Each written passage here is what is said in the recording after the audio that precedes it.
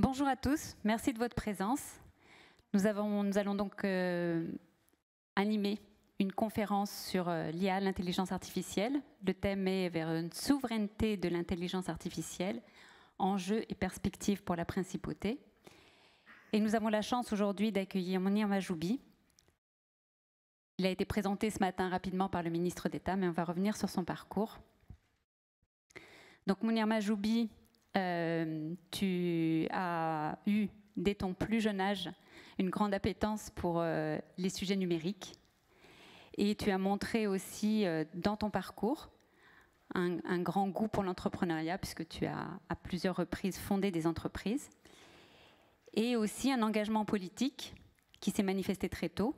Et donc, tu as occupé la fonction de secrétaire d'État au numérique dans le gouvernement français de mai 2017 à mars 2019. Actuellement, tu diriges une banque d'affaires dédiée à la technologie et à la cybersécurité. Donc, merci d'être aujourd'hui parmi nous. Alors, d'abord, pour commencer, tu as occupé ces fonctions de secrétaire d'État. Pourquoi était-il important dans le gouvernement français d'avoir un secrétaire d'État dédié au numérique? Et quelle était ta mission, la feuille de route qui t'avait été confiée?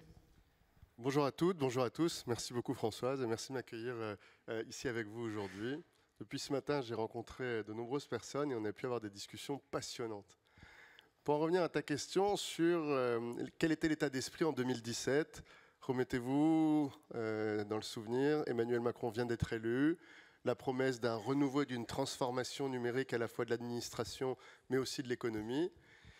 Et moi, j'avais été militant de longue date du numérique public et on avait du numérique un peu partout. On avait le numérique pour la culture, on avait le numérique French Tech sur les startups, on avait la transformation numérique de l'État qui avait lieu dans une autre administration. Et l'intuition, ce qu'on a voulu tenter, et ce qu'on a proposé pendant la campagne et qu'on a fait le jour où on a été élu. Et j'ai eu cette chance en quelques mois d'avoir été président d'un organe indépendant qui était le président du Conseil national du numérique. J'avais fait des recommandations sur comment l'État devrait faire. J'ai eu la chance que la campagne présidentielle reprenne ces recommandations et j'ai eu la chance de les implanter derrière. Donc, si on fait bien les choses, ça devait être extraordinaire. Eh ben, c'était intéressant, mais il y a des limites. Comme ça, je peux vous dire.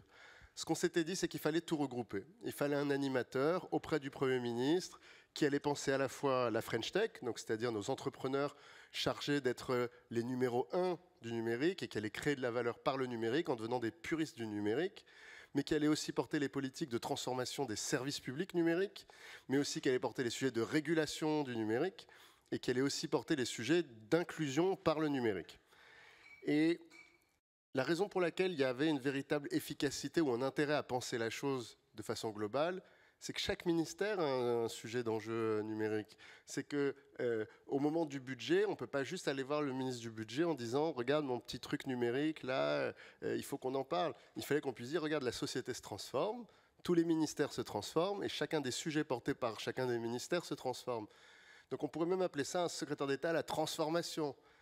Mais il y avait un ministère de la fonction publique qui a dit « Attention, la transformation de la fonction publique, c'est chez nous ». Donc toi, c'est les services publics numériques. Et une des façons qu'on a eu de faire, c'était que j'étais devenu un prestataire de services universels pour tous les ministres. C'est-à-dire que j'allais les rassurer en leur disant « Je suis auprès du Premier ministre, mais je ne suis que secrétaire d'État. Je suis là pour t'aider. Je suis là pour aider la justice, pour aider la police, je suis là pour aider le ministère de l'Éducation nationale, mais pour qu'on ait une politique de transformation numérique cohérente tous ensemble. » Et ça a été vraiment le succès. La limite, c'est quoi ? La limite, c'est qu'auprès du Premier ministre, vous n'avez pas d'administration. Le Premier ministre, il n'a pas d'administration. Il a une petite administration qui est à son service, mais quand vous êtes secrétaire d'État auprès du Premier ministre, quand vous voulez mener une politique publique, vous la faites en partenariat avec un des ministres. Et si celui-là n'a pas très envie que ça arrive, eh ben, elle disparaît assez vite. Ce qui fait qu'au bout d'un certain temps, j'ai été rattaché à Bercy. Alors, ça a été très efficace pour tout le volet économique, transformation numérique du pays, même sur l'inclusion. Bercy, le ministère de l'économie français s'est beaucoup impliqué dans transférer les compétences numériques aux Français qui sont le plus éloignés des services publics. Mais transformation de l'administration, là, ça a un peu accroché avec les autres ministères. On dit, qu'est-ce que quelqu'un de Bercy a à venir nous dire sur notre façon de travailler ensemble? Donc voilà, j'ai pas de recette universelle, mais je peux te dire que la première version avait un intérêt fort sur la mise en relation et le travail collectif. La deuxième a eu plus d'impact sur bah, tu vois, sur la politique d'inclusion numérique, on a pu trouver et construire des financements, une administration décentralisée qui se chargeait de s'occuper des 20% de Français les plus éloignés du numérique, qu'on n'avait pas avant. Donc voilà, il y a des hauts et il y a des performances à aller chercher dans un modèle et des performances à aller chercher dans l'autre. En tout cas, c'était une fonction très transversale qui présupposait une grande coordination avec l'ensemble des ministères. Est-ce qu'il y avait des directives qui étaient données par l'État ou est-ce que c'était en fonction des idées et des besoins que chaque ministre avait pour le numérique ? Non, il y avait des grands objectifs qui avaient été donnés par le Premier ministre Édouard Philippe. On avait une feuille de route qui était déclinée par des objectifs par ministère et j'étais chargé, ça c'est la partie, je suis au service mais je suis aussi le contrôleur. Donc je suis à ton service, mais à la fin de l'année c'est moi qui dis si on a fait ou si on n'a pas fait. Et donc c'était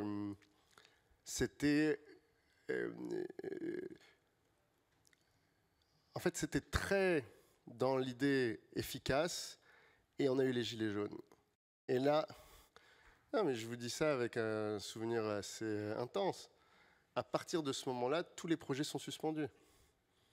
Et je ne vous parle pas de ce qui se passe 1 an et demi après, Covid. Ouais. Donc la feuille de route démarrée en 2017, je pense qu'on peut retrouver le fichier, il est suspendu depuis 2019 et il n'a plus jamais été remis à jour. En fait, dans les plans stratégiques et dans la déclinaison de l'exécution des plans stratégiques, chaque nouvelle urgence ou chaque problème systémique va tout suspendre et pour y revenir, on va remettre du temps. Et là, remettre de la stratégie dans la transformation numérique de l'État, bah là, c'est ce qui est en train de revenir maintenant. Mais vous avez vu les crises que le gouvernement français a traversées depuis le Covid. On a peu de gouvernements qui ont eu le temps de mettre en place une feuille de route. Oui, alors cette stratégie numérique, justement, si difficile à appliquer dans le domaine public, est-ce qu'elle s'applique ou est-ce qu'elle a un lien aussi avec les entreprises privées ? Évidemment. Souvenez-vous, on parle du gouvernement porté par Emmanuel Macron, parti politique plutôt identifié social-libéral, donc avec l'idée que l'État doit agir là où le système privé ne peut pas agir par lui-même et où il doit agir sur le système privé quand il y a des rattrapages à faire sur l'économie, notamment dans le cadre de la concurrence internationale. Transformation numérique des PME. La France était très en retard, on avait une notation européenne qui nous plaçait 14e sur la numérisation des PME, c'est inacceptable. On a financé, accompagné, et l'État a lui-même animé des choses. Transformation numérique de nos plus grandes entreprises. Objectivement, on a un des plus beaux tissus de SN en Europe, on a des grosses entreprises très rentables. Là, ce n'était pas le rôle de l'État de dire aux grosses entreprises, numérisez-vous, c'est plutôt elles qui ont donné l'exemple. Et on a des ESN de très haut niveau qui étaient les partenaires de la transformation de ces très grandes entreprises. Sur les startups, là c'est plus compliqué, on n'avait pas une grande culture de la création de startups en France. Donc la French Tech en 2012 avec François Hollande et la French Tech boostée par Emmanuel Macron à partir de 2017, ça a été l'idée de dire on est un territoire qui doit créer de l'innovation, donc on va financer. Donc on a mis beaucoup d'argent dans la BPI pour que la BPI finance ces initiatives. On a créé beaucoup d'éléments de motivation culturelle avec beaucoup d'événements à travers le pays payés par le public pour motiver ces entrepreneurs à agir et à avancer. Mais ensuite, sur ce qui est de la transformation numérique de l'administration, là, il y a eu plein de questions. Qu'est-ce qu'on doit faire nous-mêmes? Qu'est-ce qu'on fait avec les partenaires? Qu'est-ce que déjà on faisait avec les partenaires? Qu'est-ce qu'on doit faire nous-mêmes? Quand on travaille avec les partenaires, est-ce qu'on doit travailler en mode régie et en fait ils travaillent comme si c'était nous et ils fabriquent pour nous un logiciel qu'on utilisera derrière? Ou est-ce qu'on fonctionne en service managé? Ils fabriquent, ils font et ils nous facturent tous les mois ou ils nous facturent à l'unité. Bon, bah, ces 10 dernières années, on a tout essayé. Vous avez vu les contrats que la France fait à travers le monde sur, par exemple, le traitement des visas. Là, c'est du service managé où on attribue des marchés à des prestataires qui facturent eux-mêmes le client final et conservent une partie du timbre payé pour la demande de visa et opèrent l'intégralité. Sur les logiciels, certains sont venus faire la même chose. Des grosses ESN ont dit, bon, on va faire un modèle service pay-per-use, on va investir pour vous créer ce logiciel que vous souhaitez et vous allez payer à l'usage des choses. Sauf que notre administration et nos fonctionnaires ont été habitués à avoir des logiciels hyper sur mesure fabriqués par eux-mêmes pour eux-mêmes. Et donc, ces modèles-là ont été un peu plus durs à mettre en place. Il y a une évolution quand même dans l'adoption ? Oui, pour moi, il y a une super évolution dans les administrations qui avaient des équipes informatiques de haut niveau qui étaient capables de développer leurs propres architectures et de faire venir les acteurs du privé, soit par-dessous, soit par-dessus. Par-dessous pour les infrastructures, et là on avait mis en place une stratégie du cloud public, on avait créé le cloud à 3 cœurs, on avait aidé chaque administration à identifier ce qui était des données ou des services particulièrement sensibles qui mettent en jeu la sécurité nationale, et dans ce cas-là, on pouvait réenvisager un cloud privé on-premise, tout redéveloppé en salle sécurisée blanche, etc. Un deuxième degré qui était des données publiques importantes, mais qui peuvent être stockées dans un cloud partagé entre acteurs de l'État. Et puis les données moins stratégiques, comme tout ce qui est hébergé, qui est disponible pour les utilisateurs finaux publics, qui là utilisent le cloud privé 100% public. Et ça, c'était un modèle de classification qui était défini au niveau de l'État. Qui était défini, que j'ai écrit, qui a été ensuite signé par un décret du Premier ministre et qui a été envoyé à toutes les administrations pour le faire. Ensuite, on a eu un cycle de travail pour le deuxième cercle dont on a parlé, qui est quelle administration est en charge de créer ces clouds partagés. Bon, on s'est dit, y en a un qui fait ça très bien, ministère de l'Intérieur. Ministère des Armées, lui, était spécialiste des clouds ultra sécurisés, mais ça, il ne partage pas. C'est le meilleur et il a des données tellement sensibles qu'il ne peut pas les partager avec les autres. Donc, ils faisaient eux-mêmes. Pas d'acteurs privés ou peu d'acteurs privés, plutôt en soutien hardware, mais ils faisaient vraiment pareil. Ministère de l'Intérieur, il a l'habitude de travailler avec plein d'organes internes du ministère de l'Intérieur. Eh bien, il s'est dit, on va faire un cloud partagé entre tous les ministères. Et donc, ils ont lancé un appel d'offres public pour construire un cloud privé partagé entre les administrations sur les données les plus sensibles de niveau non militaire, non stratégique, non renseignement. Mais uniquement au niveau public. Uniquement niveau public. Et après, il y a le troisième niveau, où là, l'invitation a été faite à aller travailler avec les acteurs du cloud privé, parce qu'il y avait un intérêt. Ça, c'est 2018. Aujourd'hui. Où est-ce qu'on en est aujourd'hui? Aujourd'hui, l'offre du privé s'est améliorée. C'est-à-dire que le raisonnement d'un DSI de ministère de l'Intérieur de 2018, c'est que jamais de la vie, il met une donnée de type police sur un cloud privé. Enfin, sur un cloud, cloud public étant un cloud privé opéré par un opérateur commercial. Jamais. Aujourd'hui, avec un acteur privé, on peut mettre en place un dispositif opéré par l'acteur privé au service unique et périmétrique d'un ministère comme le ministère de l'Intérieur. Aujourd'hui, les offres se construisent de façon coordonnée entre les ministères, ce qui est une révolution. On a des petits ministères, comme le ministère de la Culture, qui est un grand ministère par sa valeur intellectuelle, mais qui est en budget qui est très petit. Le pauvre essaie d'administrer ses propres clouds et de payer lui-même des contrats qu'il négociait seul. Maintenant qu'il est dans le contrat partagé avec le ministère de l'Intérieur qui, lui, sait porter ce genre de choses, ça va beaucoup mieux pour lui. Mais se pose la question, et on va y revenir tout à l'heure, de la souveraineté. C'est que ces derniers temps, à cause de tous les risques qu'on a été amené à identifier, il y a eu l'envie pour beaucoup de dire que toutes les données étaient des données cœur. Toutes, quelles qu'elles soient. En disant, s'il y a le nom d'un fonctionnaire, c'est une donnée cœur, elle doit être protégée de façon majeure. S'il y a le nom d'un citoyen, c'est une donnée stratégique, elle doit être dans données cœur. Et qui dit données cœur dit, je veux ma salle chez moi, sous mon ministère, au sous-sol. Cette discussion-là, elle a permis de tirer les fils des différentes caricatures. Donc il y a une caricature d'un côté qui dit, la seule façon de protéger, c'est d'héberger chez moi. Et il y a une autre caricature qui est de dire, mais non, c'est pas grave, on va mettre chez les Américains. Et la vérité, comme toujours, elle est sur le chemin du milieu et elle a amené à toute la réflexion sur les clouds souverains opérés par le privé, contrôlés par des référentiels publics ou alors coopérés par le public. Je dois dire que les différentes initiatives de création de cloud directement par l'État en France ont été des échecs réguliers. On a essayé plusieurs fois et on a raté à chaque fois. Et souvent parce qu'on a obligé un opérateur à le faire alors que ce n'était pas son métier. On lui a dit, voilà l'argent, fais-le et sors-nous ça tout de suite. Quand vous demandez à un électricien de faire la plomberie, ça marche moins bien. Et ça n'a pas marché. Et on a payé 2 fois. Et 2 fois, ça n'a pas fonctionné.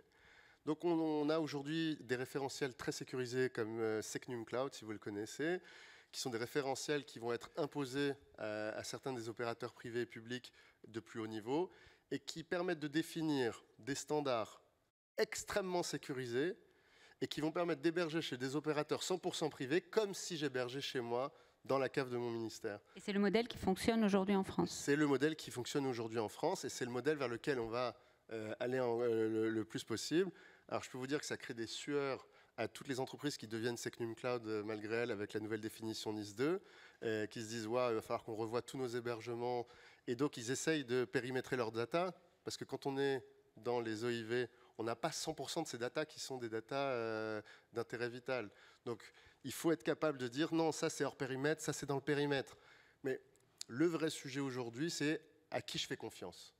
Et ça, c'est le sujet des débats qu'on a depuis ce matin. Et si je pose la question à chacun, là, on a tous une réponse pas loin, mais pas près. Donc ça mérite encore qu'on en discute. Alors on va revenir sur ces sujets de souveraineté, mais notre cœur de sujet, c'est l'intelligence artificielle. Donc d'après toi, quel est le niveau d'avancement aujourd'hui, le niveau de maturité de l'intelligence artificielle en France, en Europe ? Aujourd'hui, si on appelle maturité, c'est à quel point c'est en train de transformer notre économie et nos vies. Donc si on fait à l'échelle des particuliers, est-ce que ça change la vie des particuliers ? Quand on regarde le nombre de personnes qui utilisent, la réponse c'est oui. Il n'y a jamais une technologie qui aussi rapidement est rentrée dans les familles. Si on fait par âge et par catégorie socio-professionnelle, est-ce que les enfants utilisent beaucoup ? Pas beaucoup, mais les parents aiment bien l'utiliser avec eux. Est-ce que les enfants à partir de 9 ans, c'est-à-dire des pré-ados et les ados l'utilisent ? Oui, environ plusieurs heures par semaine. Est-ce qu'ils l'utilisent mieux que leurs profs ? Environ 1000 fois mieux que leurs profs. L'année dernière, on a vécu un moment comme, si certains d'entre vous se souviennent, de 1994-95. L'arrivée de Alta Vista, des moteurs de recherche.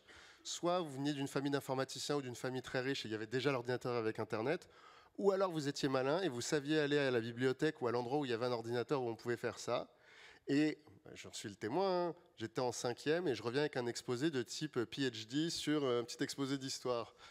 Et la prof qui dit « Mais c'est quoi ton truc que tu m'as fait, cet exposé ? Je suis sûr que tu comprends même pas ce que tu viens de faire. » Et elle avait raison, j'avais copié-collé ce que Alta Vista m'avait donné en premier et j'avais fait un truc, les routes du pétrole, un truc que je comprenais pas pour l'âge que j'étais. J'ai un fils de 17 ans qui a des difficultés scolaires, donc qui est dans un établissement qui l'accompagne de façon spécifique. Il y avait une petite dissertation de pas plus de 20 lignes à faire, qui était...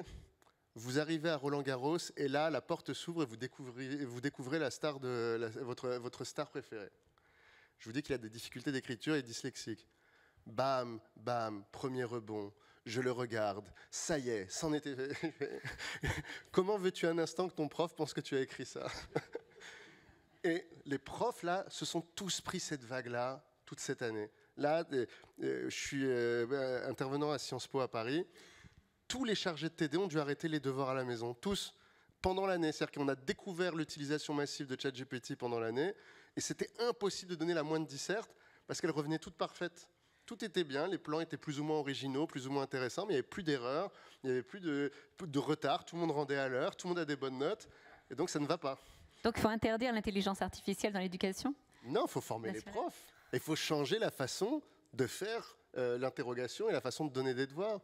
Si on regarde maintenant au milieu pro, est-ce que les employés utilisent l'intelligence artificielle ? Partout. J'ai une fondation qui s'occupe des enfants placés. Dans cette fondation, on accompagne des enfants qui sont placés dans différentes institutions. Toutes les assistantes sociales et les aides de vie qui travaillent avec les enfants. On leur demande de rédiger chaque semaine un rapport sur chaque enfant. À votre avis, qu'est-ce qu'elles utilisent depuis qu'il y a ChatGPT ? C'est fantastique, vous vous rendez compte ? Leur métier, c'est de passer du temps avec les enfants. Ce que eux, ils aiment et elles aiment, c'est passer du temps avec les enfants. Mais la loi les oblige à rédiger le petit rapport hebdomadaire sur la situation de l'enfant. Elle dicte toutes quelques mots comme ça, et elle dit « rédige-moi un rapport qui dit ça, ça et ça sur lui ». Et du jour au lendemain, ils se sont mis à tous envoyer des rapports qui étaient parfaits. Il y avait toujours tout, des rapports qui reprenaient toutes les cases qu'il fallait faire et tous les éléments. Donc croire que les emplois de proximité n'utilisent pas, en fait, ils utilisent. Les gens qui ne parlent pas bien français, c'est un bonheur absolu. Sur les employés étrangers, immigrés qui maîtrisent mal l'administration, mal la relation avec les professionnels, eux, tout passe dans ChatGPT, traduis-moi, dis ça comme ça, dis en mieux que je veux récupérer ça. Autrement, tu dis, dis en mieux que je veux récupérer ce papier, chère madame. Et tu as ton document parfait qui est écrit, et le jour où tu te plantes devant, bon, bah, c'est sûr c'est plus dur, mais sauf que tu as pu faire des choses que tu ne faisais pas avant. La révolution pour les gens qui sont loin du langage, elle est extraordinaire. La révolution pour ceux qui doivent produire plus, elle est extraordinaire. Les métiers de la banque d'affaires et d'avocat d'affaires.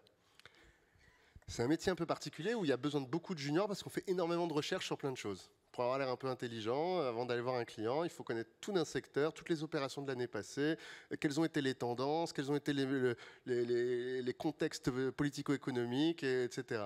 Généralement, c'est une semaine de travail de 1 ou 2 juniors dans l'équipe qui travaillent à faire ça. En banque d'affaires, on fait des espèces de contrats toujours de 55 pages pour parfois te dire pas grand-chose, mais avec énormément de recherches par clause dans tous les sens, etc.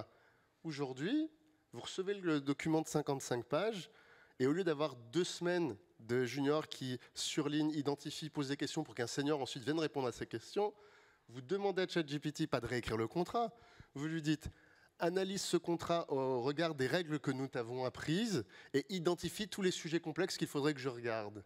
Et ça fait un travail incroyable. Donc, à entendre tes exemples, l'intelligence artificielle a déjà envahi nos vies, mais est-ce qu'elle est un facteur d'amélioration pour les entreprises?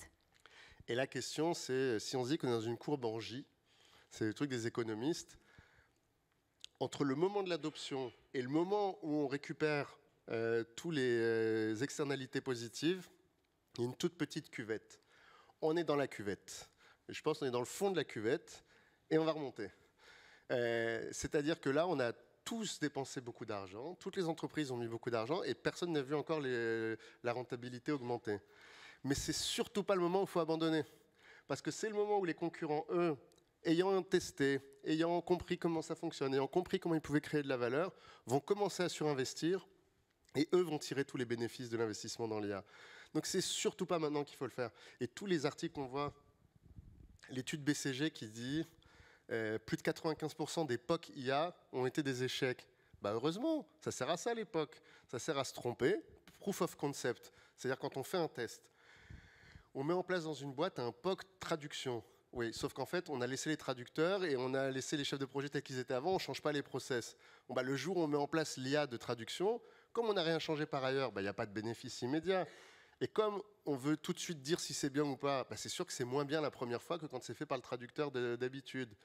Mais si le traducteur devient le head AI translation de la boîte, que c'est lui qui dit comment on traduit d'habitude chez nous, quelles sont nos manies de traduction, nos façons de faire, et que l'IA commence à faire ça de cette manière-là, bah là, il commence à y avoir des gains de productivité, on peut faire beaucoup plus de choses et aller plus loin. Les centres d'appel, là, sont dans un moment, ils sont dans la cuvette du J, sauf que les marchés ont identifié que l'IA allait transformer les centres d'appel. Et donc, certains vont mourir. Je ne sais pas si vous connaissez la société française Téléperformance, leader mondial des centres d'appel. Et les marchés les sanctionnent tous les 6 mois en disant « vous n'investissez pas assez dans l'IA ». Téléperformance répète à chaque fois aux analystes « si, regardez, on connaît très bien ». Sauf qu'en fait, ils ne changent pas leur process interne. Donc ils disent « on en a mis, regardez, on en a mis, on en a mis ». Et les analystes disent, vous en avez mis, mais vous n'avez pas changé la structure de coût, vous n'avez pas changé la qualité de ce qui est produit. Sauf que là, rien que cette semaine, en qualité de text-to-voice et de voice-to-text, on a passé un nouveau cap en termes de qualité. C'est-à-dire que les algos d'il y a 6 semaines, pas d'il y a 6 mois, d'il y a 6 semaines, sont moins bons que ceux qui arrivent là, et on aura encore des mises à jour dans les 6 prochaines semaines qui font qu'on arrive à faire des choses extraordinaires sur la qualité de la reconnaissance. Alors, la technologie avance très très vite. Pour les entreprises, justement, qui se posent encore les questions et qui ne savent pas comment s'y prendre pour introduire l'IA dans leur activité, pour avoir de vrais bénéfices, quelles sont les bonnes pratiques? La première pratique, c'est que le board le décide. Le board doit se réunir et dire on a compris qu'il y avait un sujet IA, donc on y va. Là, c'est numéro 1. S'il n'y a pas le board, il n'y a pas d'IA. Ensuite, il faut faire l'adoption généralisée et développer la maîtrise. Adoption généralisée, ça veut dire tous les collaborateurs doivent être exposés et il faut que ce soit grâce à vous qu'ils aient découvert l'IA. Il faut payer des licences à tout le monde. Utilisez Mistral le français, s'il vous plaît, ou ChatGPT ou Anthropic, choisissez. Hein. Mais il faut que tout le monde ait saisi de quoi on parle. Ça fait de la traduction, ça fait des résumés, ça permet de traiter des données complexes. Ça, c'est le niveau 0. Mais ça, il faut que tout le monde l'ait fait dans la boîte. Et là, le temps d'urgence, c'est dans les 3 prochains mois, il faut que tout le monde dans la société l'ait fait. La stratégie à 6 mois à 1 an. C'est là, il faut s'entourer d'experts autour de soi, des fournisseurs de solutions, du conseil, et dire qu'est-ce qu'on va mettre en place dans nos process de services et de production pour changer notre façon de délivrer nos process de services et de production. Mon métier, c'est de faire du planning urbain. J'emploie des jeunes architectes et des architectes plus vieux. Je réponds à des appels d'offres. Qu'est-ce qui nous prend beaucoup de temps? Bon, c'est de répondre aux appels d'offres. Eh ben, utilisons, il y a plusieurs prestataires aujourd'hui de réponse aux appels d'offres et de lecture des appels d'offres qui, à partir de toutes les réponses que vous avez faites précédemment, à partir de la réponse que vous allez construire et des éléments graphiques que vous allez construire, va produire pour vous tout le dossier de réponse à ça. Pour eux, c'est un gain de productivité qui va faire qu'ils vont répondre à plus d'appels d'offres dans l'année et gagner plus d'argent. Ça, c'est le case pour une boîte de planning urbain.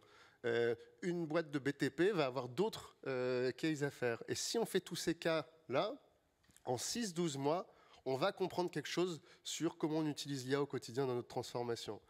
Mais l'étape d'après, c'est de devenir vraiment maître du sujet, et c'est quel nouveau produit ou service je vais être capable de construire. Mais pour les 3 points, le grand sujet, c'est pour ça que cette journée est importante et que je viens dire ça à cette journée, il faut être entouré. C'est-à-dire qu'il faut trouver les bons prestataires, les bons offreurs, et si votre offreur, on a parlé avec quelques-uns aujourd'hui, d'offreurs logiciels qui vous enferment dans leur case, d'offreurs logiciels qui vous imposent d'utiliser leur IA ou leur cloud, qui vous interdisent la portabilité ou vous interdisent le stockage libre ailleurs que là où eux, ils le décident. Bon, bah, ceux-là, ils vous empêchent de faire une stratégie long terme IA. Donc ceux-là, il faut s'en séparer.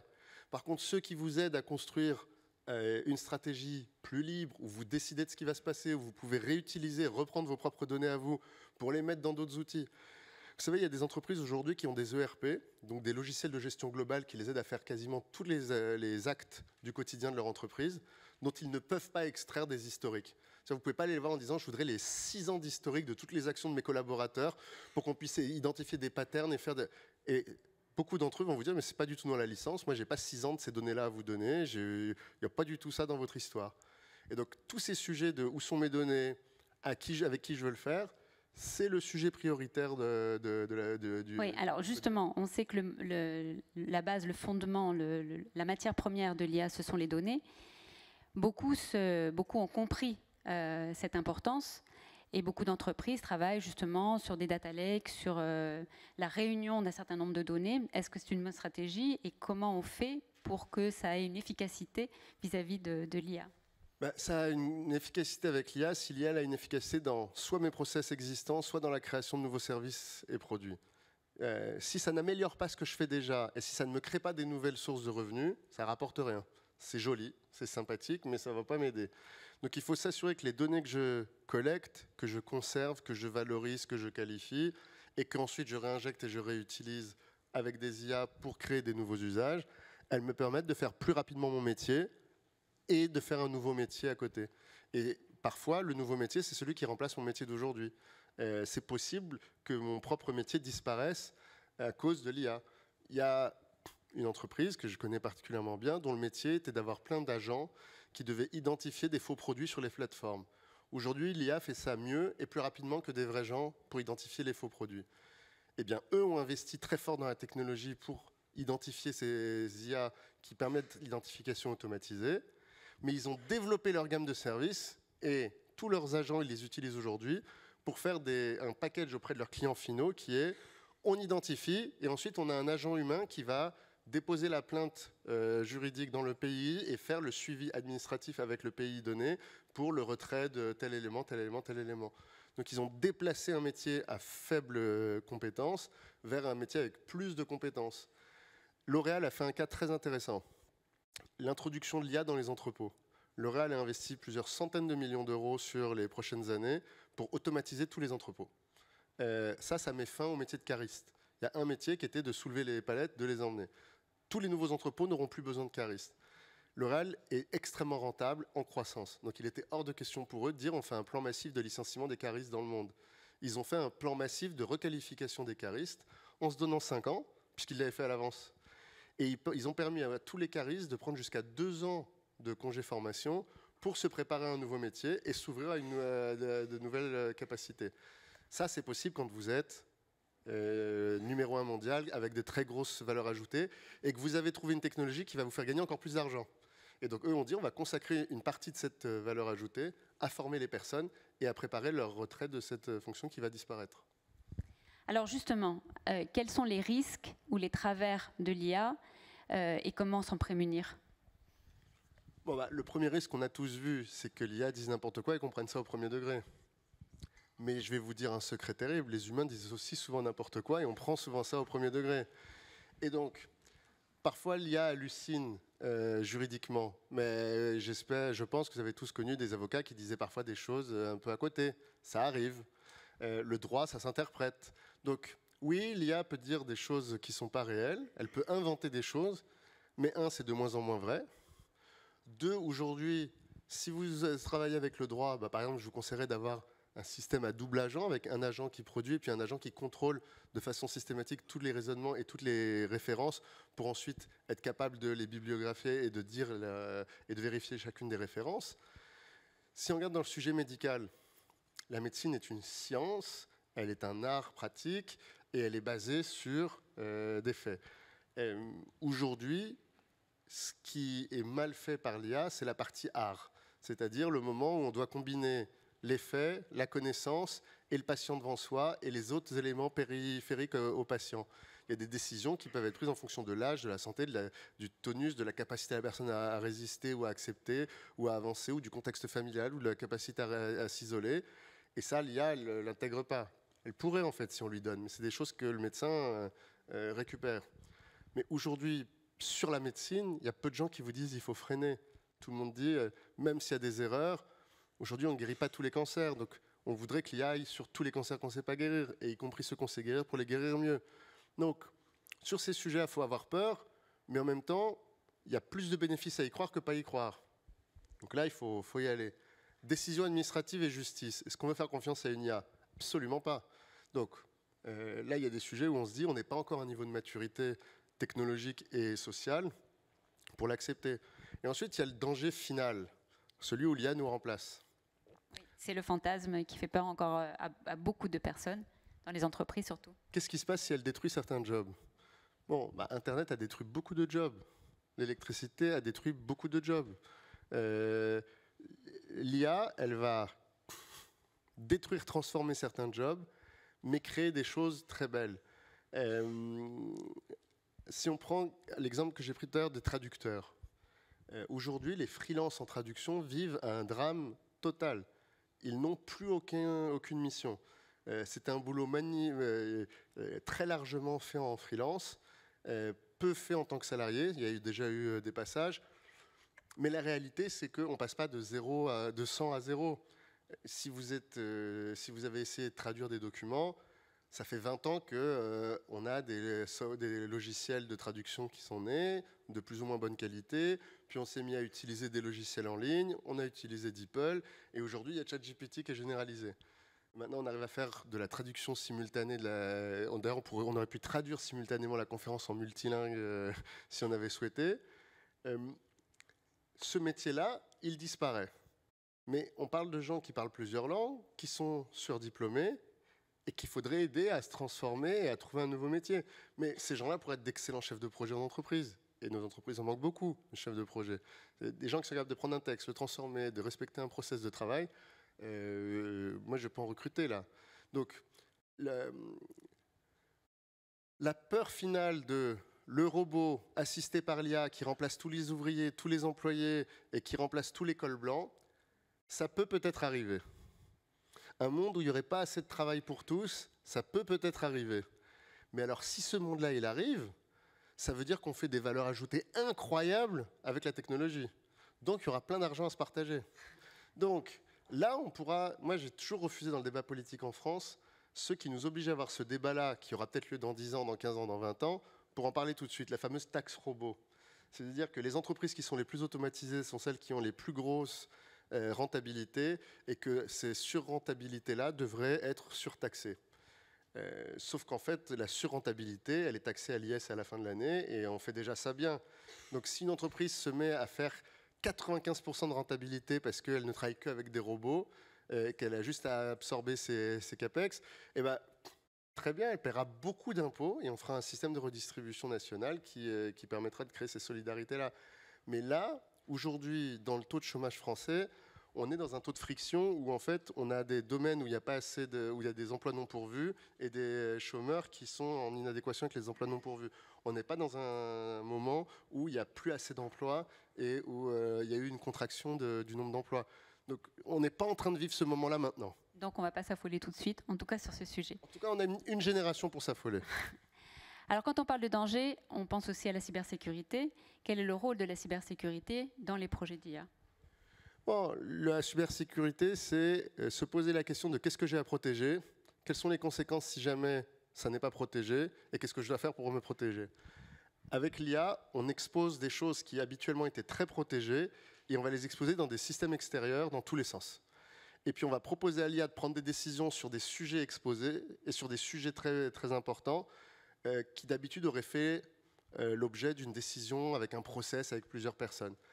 Les enjeux de cybersécurité sur l'IA, ils sont ceux de la cybersécurité en général, augmentation des risques permanents, augmentation des risques sur les endpoints permanentes, augmentation sur l'ingénierie sociale qui est en pleine explosion. Donc ça, c'est la cybersécurité normale.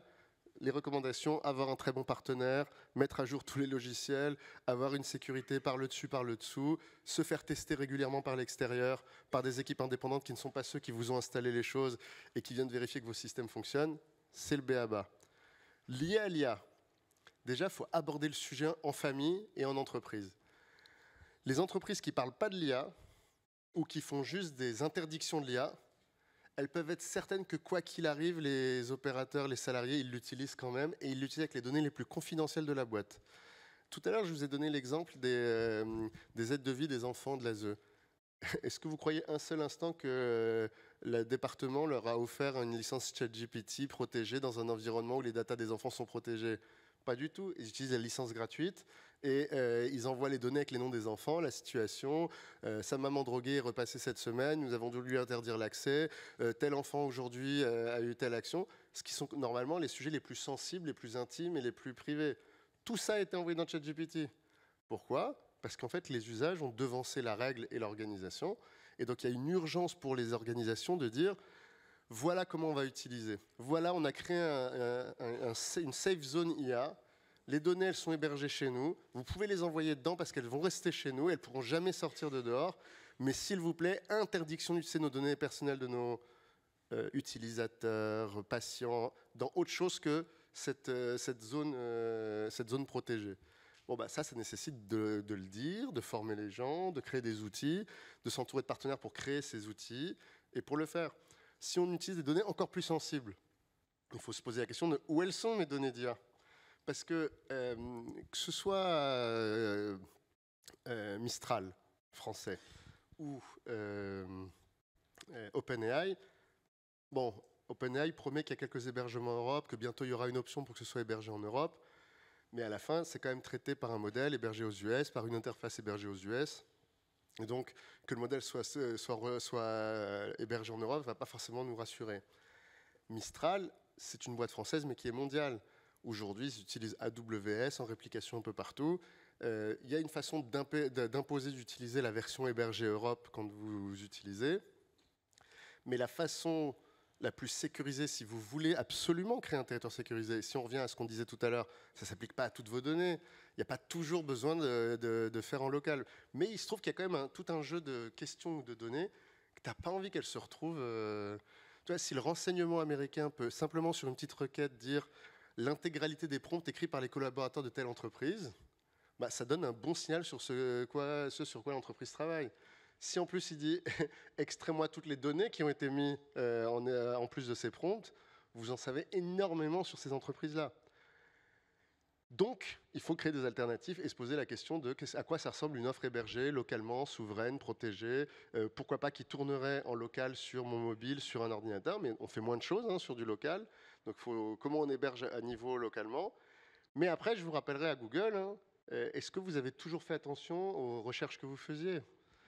Donc, aujourd'hui, depuis toujours, si Google reprend l'historique de toutes vos recherches en entreprise, qu'elle fait la somme de toutes les recherches des collaborateurs d'une entreprise, bah là aussi, ça donne un petit signal sur ce sur quoi vous travaillez, sur les priorités, sur l'organisation, etc., etc.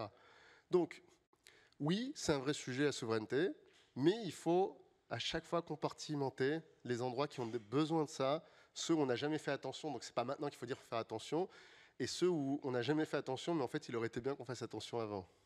Alors, on reparle de la notion de souveraineté liée à la sécurité, liée à la localisation.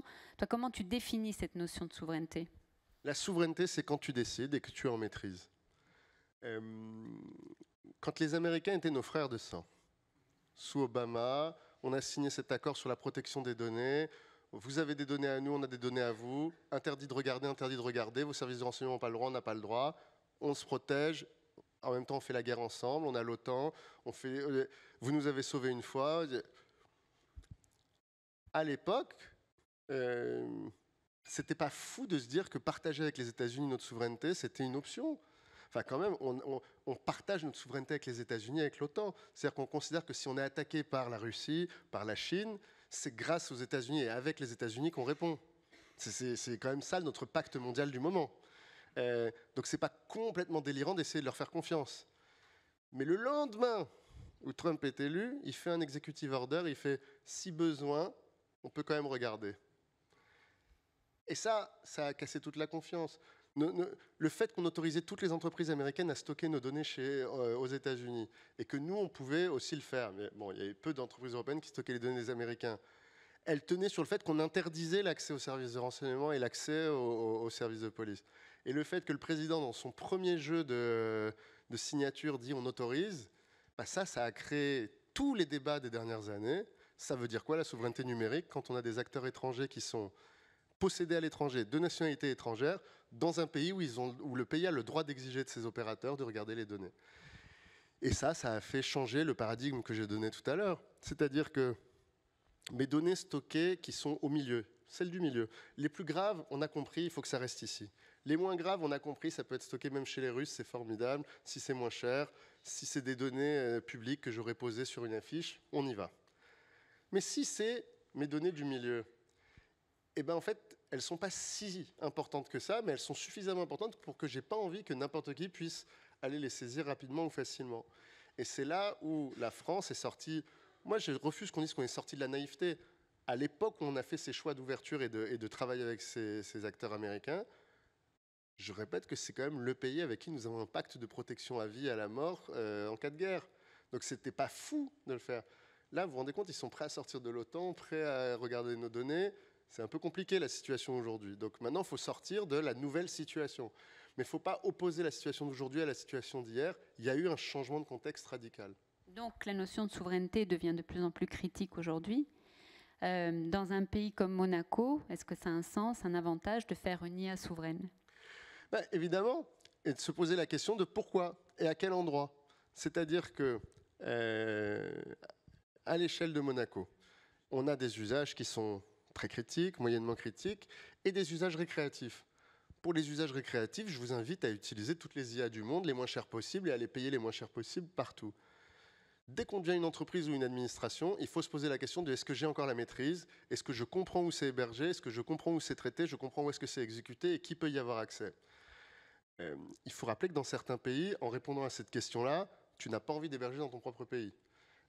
Chez vous, oui. En France, oui. Mais il y a des pays où, si on se dit que tout est stocké ici, tout est enregistré ici, ça veut donc dire que l'État y a accès immédiatement et que les services de renseignement internes y ont accès immédiatement. Donc il y a des pays où souveraineté ne veut pas dire protection des données. Donc dans un pays où on a confiance dans son État et qu'on a de moins en moins confiance envers les autres États, il y a besoin sur ces données-là d'avoir les capacités à décider. Et vous savez quoi? Dès qu'on redevient frères de sang tous ensemble et qu'il y a la paix dans le monde, on réouvre derrière. Mais pour réouvrir, il faut avoir commencé à maîtriser. Et donc c'est important de maîtriser, c'est important qu'il y ait au niveau national les personnes capables de maîtriser ce choix. Vous dites, est-ce que c'est bien qu'on ait un cloud souverain avec une IA souveraine? Je pense que oui, même si je pense que ce n'est pas la priorité absolue d'une vie, mais c'est très important. Mais la priorité absolue du pays, c'est qu'il y ait des gens qui sachent le faire et le dire. C'est-à-dire que pour pouvoir décider d'avoir un cloud souverain ou de ne pas avoir de cloud souverain, il y a des pays, et notamment au regard de votre taille, des pays plus petits que vous qui n'ont pas les compétences internes dans le pays. Donc en fait, eux n'ont pas le choix. Ils n'auront jamais un cloud souverain parce qu'ils ne peuvent pas le mettre en place. Vous avez la capacité avec vos citoyens, avec vos partenaires, avec le premier pays partenaire qui est la France, de créer des choses chez vous avec des compétences qui permettraient de vous protéger même un jour de la France. Mais vous savez ce que je pense, hein, quand on partage l'armée, on peut partager beaucoup de choses. Et comme on partage l'armée, on peut partager beaucoup de choses. Mais je comprends la nécessité de pouvoir garder une partie de la maîtrise sur certains éléments. Et donc, oui, c'est important. Oui, il faut avoir ces boîtes dans lesquelles on est capable de travailler de façon interne. Et il faut ensuite garder les niveaux de flexibilité qui permettent de décider en fonction des usages. Alors, on parlait tout à l'heure tu parlais de cloud partagé, on parle aussi de cloud communautaire.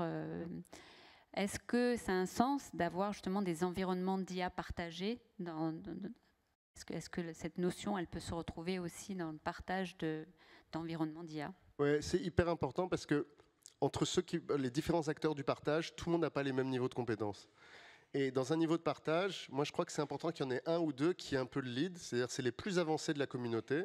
Si on parle de plusieurs ministères, c'est l'exemple que je vous donnais tout à l'heure. Et un autre exemple de partage communautaire, tout l'archivage de l'État en France est piloté par la DSI du ministère de la Culture. Parce qu'ils avaient développé en open source le logiciel d'archivage public le plus utilisé dans le monde. Ils sont les plus gros contributeurs mondiaux au sujet. Normal, ils géraient les bibliothèques, ils géraient tout l'archive nationale. Donc ils ont développé cette expertise. Et ils opèrent dans le cloud du ministère de la Culture, qui lui-même est hébergé chez le ministère de l'Intérieur. Tous les outils, le SAS de sauvegarde est mis à disposition de tous les ministères. Et c'est eux qui lead. Sur le cloud sécurisé, le ministère de l'Intérieur faisait ça depuis 20 ans. C'est lui qui lead le projet et les autres ministères qui participent. Après, si on fait dans les communautés de partage qui dépassent le public et qui font du public-privé ou entreprise privée, c'est là où c'est intéressant. C'est que si vous êtes une entreprise leader et que vous avez des partenaires ou des sous-traitants qui, eux, sont incapables d'y aller tout seuls, et que vous dites, regardez, on a créé un dispositif avec une IA souveraine hébergée ici, avec un jeu de solutions et de software sur lesquels on a des licences partagées, et ça vous coûte que ça de venir nous rejoindre, là, c'est tout bénef pour tous les acteurs périphériques de l'acteur. Je vous parle de cet exemple-là parce qu'avec Nice 2 qui arrive, et si vous l'appliquez, ou en tout cas vous allez devoir l'appliquer avec vos partenaires français, ça crée une obligation en cascade pour tous les prestataires et fournisseurs. C'est-à-dire que on va avoir pas mal de nouveaux OIV qui arrivent, mais on ne se rend pas compte du nombre de prestataires d'OIV qui vont rentrer dans la boucle. On parle de plusieurs milliers, dizaines de milliers d'entreprises qui, du jour au lendemain, vont devoir augmenter leur niveau de sécurité. Bon, bah, si leur client final du dessus, qui a le plus d'argent, dit « Regarde, on a créé un cloud sécurisé, si tu héberges tes systèmes ici, si tu héberges telle fonctionnalité ici, si tu prends tel software qu'on a négocié pour tous, un, tu paieras moins cher, et deux, tu coches du jour au lendemain le niveau de sécurité nécessaire pour continuer de travailler avec nous. » Et donc ça, c'est très important. Alors, on a un tissu d'entrepreneurs à Monaco qui est très diversifié, aussi bien dans les domaines d'entreprise qui existent que dans la taille des entreprises. Est-ce que tu aurais 2 ou 3 conseils communs à donner à tout le monde ou en fonction de certains critères? Le premier, plonger. C'est-à-dire il faut absolument que tous les collaborateurs de tous les niveaux, avec ou sans diplôme, qui parlent bien ou pas bien français ou anglais, aient testé l'IA générative. Qu'il l'ait à disposition, mise à disposition par la société, pour leurs usages récréatifs, pour leurs usages professionnels, pour envoyer un email en anglais s'ils ne sont pas particulièrement fluides avec l'anglais, ça va révolutionner aussi la perception de votre entreprise à l'extérieur. Mais il faut vraiment que tout le monde ait cet usage de base dans l'entreprise le plus vite possible. Dans les 3 prochains mois, il faut que tout le monde ait cet usage-là. Mais dans un environnement que vous avez choisi. Ce n'est pas de dire vous faites ça où vous voulez. Si ça utilise les données personnelles ou les données professionnelles, il faut dire on utilise dans tel contexte. Si ce n'est pas trop grave, payez des licences Mistral ou ChatGPT à tout le monde. Ça, c'est le 1. Le 2, dans l'année, identifiez 1 ou 2 process de travail existants, qui est celui qui vous embête le plus, celui qui est le plus lourd. Là, je vous ai fait l'exemple des entreprises de planning urbain, d'architecture. Eux, ce qu'ils aiment, c'est faire des plans et inventer des projets et décrire des projets, pas de répondre à des dossiers d'appel d'offres qui font près de 200 pages avec des catégories très complexes à remplir. Eux, ça, c'est leur super case à eux. Le centre d'appel, le sujet aujourd'hui, c'est la queue d'attente des appels entrants. Comment on traite ces appels entrants pour que les humains puissent répondre dans le temps. Bon, bah, eux, c'est sur ça qu'il faut qu'ils arrivent à traiter. Comment on met en attente de façon intelligente avec des IA qui commencent à répondre pour le faire. une entreprise de BTP, elle va trouver d'autres cas d'usage. Aujourd'hui, beaucoup des artisans du BTP, voilà, ça c'est un exemple qu'on avait fait avec le syndicat des PME d'Île-de-France. C'est les appels entrants commerciaux. C'est pour les artisans, le fait de recevoir un appel d'un prospect. Les artisans n'ont pas de secrétariat, ils sont sur les chantiers. Donc ils rappellent dans la semaine quand ils peuvent. Aujourd'hui, ils se font bouffer par toutes les startups et par toutes les grosses boîtes qui ont un centre d'appel, qui récupèrent les prospects et qui s'en occupent bien. Eux, premier outil qu'il faut mettre en place, un outil de réception des demandes qui transforme, qui anime la relation commerciale et qui les aide sur ces sujets-là. Toutes les entreprises, quelles que soient leurs activités, il y a un cas business qui est intéressant à suivre. Et après, et là c'est plutôt pour les boîtes plus grosses, qu'est-ce que vous pouvez inventer de nouveau ? C'est quoi le nouveau service ? C'est quoi le nouveau produit ? C'est quoi la chose que l'IA pourrait vous aider à révolutionner ? Il y a forcément des choses nouvelles que vous pouvez être amené à faire. Et ça nécessite de recruter des personnes de haut niveau, ça nécessite de recruter et de former ces gens en interne, ça nécessite de prendre des risques, ça nécessite de parler avec ses actionnaires, peut-être parce qu'il va falloir un peu d'argent complémentaire pour faire les choses. Mais ce qui est vraiment fort et nouveau, c'est de faire des choses nouvelles. Et pour faire ces trois actions-là, mon conseil majeur, s'entourer, s'entourer, s'entourer. Si vous êtes très petit, prenez un freelance, quelques heures, quelques jours. Si vous êtes moyen, prenez une ESN qui vous accompagne. Si vous voulez faire des projets à plus grande envergure, trouvez un offreur qui vous fait du service, du conseil, de l'hébergement et des éléments. Mais à toutes les tailles, en fait, il y a un partenaire qu'on peut trouver au bon prix et qui permet d'avancer ensemble vers l'assimilation, la maîtrise ou l'expertise. Merci Mounir. Alors avant de continuer, on va peut-être prendre quelques questions dans la salle s'il y en a, avant d'arriver à d'autres exemples ou d'autres recommandations. Alors, attends, on va essayer d'avoir un micro, peut-être. Est-ce que chacun peut donner son nom, son entreprise d'appartenance ? Merci. Bonjour, moi je suis Alexis Bonis, je suis directeur recherche et développement chez Monaco Cloud. Tous ces sujets d'IA, moi, me rappellent profondément, même encore plus fort, ce qu'on a connu à l'époque de la bulle Internet. C'est un peu la ruée vers l'or, c'est très très foisonnant. Là, dans un contexte monégasque où on n'est pas une nation avec une centaine de millions de personnes, ce qui ne serait pas pertinent, à un moment, justement pour éviter de partir dans tous les sens, d'essayer de s'organiser. Vous le disiez vous-même, il y a des sociétés qui prennent un peu le lead. Alors, il y a pas mal de secteurs. Est-ce que ça ne vaudrait pas le coup que l'État monégasque ou qu'il y ait des entités qui se rapprochent pour essayer de cadrer tout ça, justement, pour éviter qu'il y ait trop de déçus? Parce que c'est un des risques que moi, j'identifie. Il y a quand même peut-être des startups qui se créent, mais est-ce qu'elles vont toutes pouvoir exister de manière pérenne dans les années à venir? Avoir un organe de conseil Par exemple, un organe de conseil ou une entité d'expertise ou de personnes qui comprennent bien la stratégie, comme vous, qui pourraient conseiller, accompagner, mais au niveau étatique ou peut-être transverse. Voilà, je sais pas, c'est moins mon domaine d'expertise là-dessus.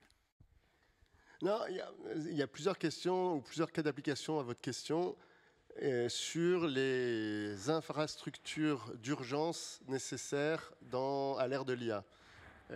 En France, il se pose la question aujourd'hui de l'accès aux puces. On ne sait pas qui va les utiliser, on ne sait pas qui va les acheter, mais est-ce qu'il n'est pas du rôle de l'État de sécuriser notre capacité par les relations diplomatiques et économiques, le fait que, quel que soit l'acteur final français, la France puisse acquérir des puces de calcul IA.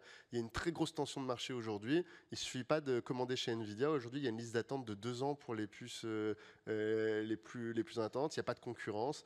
On est dans un secteur qui consomme plus que ce qu'il produit. Et avec des acteurs américains qui mettent un prix fou. Meta surpaye les puces pour être le premier à être dans le top de la liste. OpenAI paye encore plus que Meta pour avoir la prochaine livraison. Et on a derrière Mistral qui a levé beaucoup d'argent récemment pour pouvoir faire des grosses commandes de puces et espérer être dedans. Mais comme ils ont pris Nvidia au capital, ils espèrent que ça va les remettre un peu plus en avance. Ça, c'est un sujet stratégique d'accès aux ressources. 2, les LLM. Ça, c'est un sujet d'État. C'est pour ça que la France a décidé de soutenir officiellement Mistral. C'est pour ça que l'Europe devrait soutenir officiellement Mistral. Il y a besoin qu'il y ait quelques modèles qui soient développés géographiquement pas trop loin de nous. On ne peut pas avoir que des modèles russes, des modèles chinois et des modèles américains. On a besoin que l'Europe produise des modèles. Donc là, il faut que l'État dise « je paye, je soutiens, on avance ». Sur le sujet des clouds, locaux et de l'offre telle qu'elle est proposée. Là, il y a tout eu. Est-ce que l'État doit intervenir pour intervenir? C'est simple. Si ça tourne, l'État ne doit pas intervenir. S'il n'y a pas, c'est qu'il y a un problème. Donc ça veut dire que l'État doit intervenir. Et là, il faut trouver le chemin. Et donc, je vois, vous m'avez exposé ce matin le modèle qui est le vôtre. Moi, je le trouve plus équilibré que les erreurs qu'on a faites en France précédemment. Je ne suis pas sûr des nouvelles versions françaises qu'on vient d'avoir, des partenariats avec les Américains. Je ne sais pas si vous avez vu, nos nouveaux clouds souverains sont des clouds souverains portés par Google et portés par Amazon, mais qui sont ensuite nettoyés et protégés par des opérateurs et des ESN françaises ou des entreprises françaises intermédiaires. Je ne sais pas si ça résout l'inquiétude qu'on avait tout à l'heure de dire, pour certains usages, on veut absolument sécuriser. Est-ce que ça sécurise de faire ça de cette manière? Peut-être ou pas. En tout cas, ils auront du mal à obtenir certains tampons qui leur permettront de faire certains usages. Et ensuite, ça amène à une autre question qui est comment on définit ses priorités? Il faut faire parler tout le monde. Et c'est la politique, et c'est ça qui est beau et qui est compliqué. C'est qu'il faut écouter tous les entrepreneurs, mais il faut aussi écouter tous les citoyens et leurs représentants politiques, les représentants des forces sociales, des syndicats de salariés, les syndicats d'entrepreneurs, et être capable de définir quelles sont les priorités, les retards du pays et comment on doit prioriser certains endroits. Et moi, j'ai eu la chance d'être dans le Conseil national du numérique qu'on avait créé en France à l'époque, qui vient d'être renommé Conseil national de l'IA. Donc maintenant, on a un Conseil national de l'IA, et donc qui est indépendant et qui donne des directions. Et ils essayent de réunir un peu toutes les forces. Mais là où ils sont intéressants, c'est que comme ce n'est pas eux qui mettent en place, ils peuvent proposer des choses plus à distance. Comme ça, le gouvernement répond en disant vous proposez ça, nous on pense qu'il faudrait faire ça, et on peut y aller. Mais ce sujet de comment on décide d'avancer stratégiquement au niveau de l'État, c'est le sujet de comment avancent les États depuis toujours, face à la technologie, face à l'innovation. Et je crois qu'à l'ère de l'IA, on a une petite urgence, c'est d'aller vite. Donc cette idée de Conseil national de l'IA qui existe en France, elle pourrait être produite par un conseil plutôt privé qui dialoguerait avec l'État? Alors, complètement. Alors, le Conseil national de l'IA en France, c'est intéressant. Il est public, mais avec uniquement des acteurs privés, et il est porté par l'État. Il y a un mélange, mais en même temps, il y a un dialogue nécessaire. Une autre question? Bonjour Monsieur le Secrétaire d'État, Guillaume Comtesse, élu de la commune de Roquebrune-Cap-Martin, juste à côté. J'aurais juste aimé, déjà merci pour tout ce que vous nous avez dit, c'était passionnant et intéressant. Je voudrais juste revenir pour quantifier un petit peu ce que vous nous avez raconté en début sur votre parcours, justement quand vous étiez au Conseil national du numérique, qui derrière vos recommandations, si j'ai bien compris, ont été suivies par le président Macron, nouvellement élu, et le gouvernement. Donc j'imagine qu'à ce moment-là, vous leur avez donné la feuille de route de la transformation numérique de l'État et que vous aviez fait un business plan. Alors, j'aurais pu demander à l'intelligence artificielle, mais comme je vous ai en face de moi et que je préfère l'humain, j'en profite pour poser cette question. Faisons un scénario de réalité virtuelle.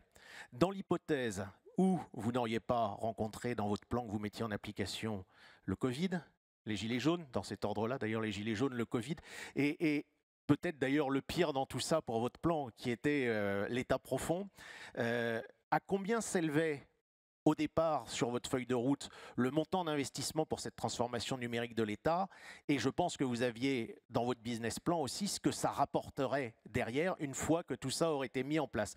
C'est la réalité alternative que je vous propose de vivre et de nous commenter comme si effectivement vous étiez arrivé aujourd'hui avec les résultats que vous aviez proposés au départ. Je vous remercie. Ah, je l'aime cette réalité alternative, elle est toujours formidable.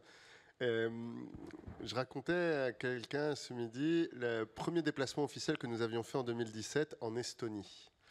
Donc on est accueillis avec le président de la République par la présidente de la République estonienne et qui nous raconte toute la transformation numérique qu'ils ont fait. Mais à la fin, elle nous dit humblement, mais vous savez, nous, on n'avait rien et on partait de zéro. Et là, il y avait, je ne dirais pas son nom, mais un grand DSI de l'État français qui fait « Oui, enfin ça va, tu as vu leur taille, moi aussi, je peux faire DSI d'un village, ça va le faire tout de suite. » Je dis « Oui, enfin dans ton village, tu n'as toujours pas une identité numérique avec une carte à puce, tu n'as toujours pas ton identité centralisée, tu n'as toujours pas tout ce que tu me dis là, ils ont beau être petits, ils ont quand même fait beaucoup de choses. » Et quand on est revenu, à chaque idée, chaque projet, la chose qui m'a été exposée, quand vous parlez de l'état profond, la chose qui a été le plus dur pour moi, ça n'était pas les gilets jaunes, hein. Ça a été le « ah, ça va être compliqué ». Et je peux même vous raconter une anecdote très personnelle. Donc on avait ce plan stratégique et je dis à Édouard Philippe et à Emmanuel Macron, bon alors ce que je vous propose c'est qu'on se retrouve dans 3 mois, je pense qu'on aura fini sur le sujet identité numérique commune, hein, et les deux explosent de rire. Eux, ils ont été ministres, députés, proches du pouvoir, moi première fonction nationale. Il dit Mounir, reviens déjà dans 3 mois avec une feuille de route affinée avec tes administrations et on sera très content. Et la réalité, c'est celle-là. C'est-à-dire que à la fin des 2 ans, on avait mis en place les initiatives. Mais par exemple, la plus grosse initiative, la plus financée que j'ai mise en place, c'est, j'espère qu'il y en a dans votre commune ou pas trop loin, les accompagnateurs numériques, qui permet, au sein des maisons France Service ou en dehors, on le décide en 2018. On le présente au budget en 2018. Budget inscrit, non engagé, puisqu'en fait, rien n'était prêt. Et les premiers arrivés, donc après moi, il y a Cédric O, mon successeur, il est ministre pendant 2 ans, toujours pas lui qui inaugure, il s'en va, et son successeur Jean-Noël Barrot vient inaugurer les premiers accompagnateurs du numérique à travers le territoire. Donc 1, 2, 3, 4 ans et demi pour la mise en place d'une politique publique. France Connect, super succès, etc. 2017, on décide de pousser le truc au max et on dit on va faire France Connect Agent pour permettre aux agents d'avoir une identité qui les connecte à tous les interfaces de l'administration. Aujourd'hui, ils avaient pour chaque logiciel leur login, leur mot de passe, etc. Pas sécure du tout, pas au niveau de 2025, mais ni de 2017. France Connect Agent arrive maintenant. Donc vous voyez, 8 ans. Là où l'Estonie a mis 2 ans et demi à mettre en place son identité universelle. Donc, la question de votre BP et du résultat, dans un monde virtuel, elle pose la question d'un monde virtuel sans contrainte où tout se déploie facilement, sans créer de friction. Bon, bah, en 2 ans, c'était fini, hein, ou en 3 mois, on avait France Connect Agent. Sauf que ça n'existe pas. Parce qu'en fait, il y a les frictions, il y a les complexités, il y a les systèmes préexistants. L'administration fiscale avait mis en place une nouvelle identité pour ses agents à travers tout le territoire. Et on lui dit, alors qu'il a mis 3 ans à déployer ça, au fait, on va travailler ensemble à France Connect Agent. Tu vas voir, c'est génial, c'est une identité qu'on pourrait, il fait, oui, qu'on pourrait déployer dans tout le territoire, qui permettrait, il fait, on vient de faire, prenez notre truc. Sauf qu'en fait, il l'avait fait en régie avec un autre prestataire. Donc, en fait, il y a plein de bonnes raisons pour lesquelles tout prend 8 ans. Et la question, c'est comment on fait pour que les bonnes raisons, elles fassent que ça prend moins de temps. Et là, par exemple, sur l'IA à l'école, si on avait fait un plan IA à l'école, on aurait mis 5 ans.